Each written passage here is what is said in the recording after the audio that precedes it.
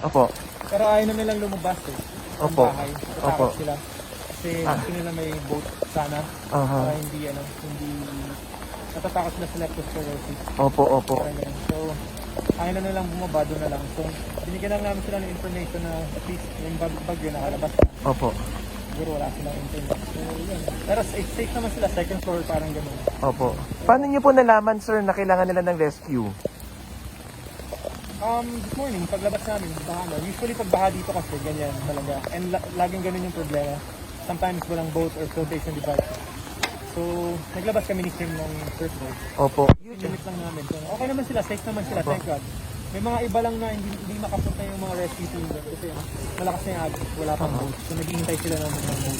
Sir, usually ba ganito kataas o mas matindi ngayon than Ondoy?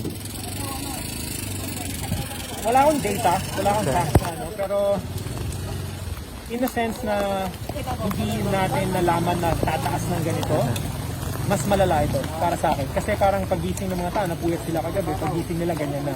Kasi maraming tao hindi nakaalis. So, based on like nangyari na before, tapos caught by surprise na naman tayo na ganito, I think in that sense, medyo mas malala. Sir, message na lang doon sa mga kababayan natin kasi maraming nangangailangan ng rescue. Ano pong message nila natin sa kanila? Number one, stay calm. And siguro, it's too late now to complain or anything. So, maganda kung tayo in the future we can prepare because we can get information na kailangan natin ng mga bagyo dyan so para wag mangyari. It's always preparation para sa akin. And preparation ng mga nasa bahay, pati yung mga rescuers, parang ganyan. And of course, you know, pray for the rescuers, support the rescuers, support the team.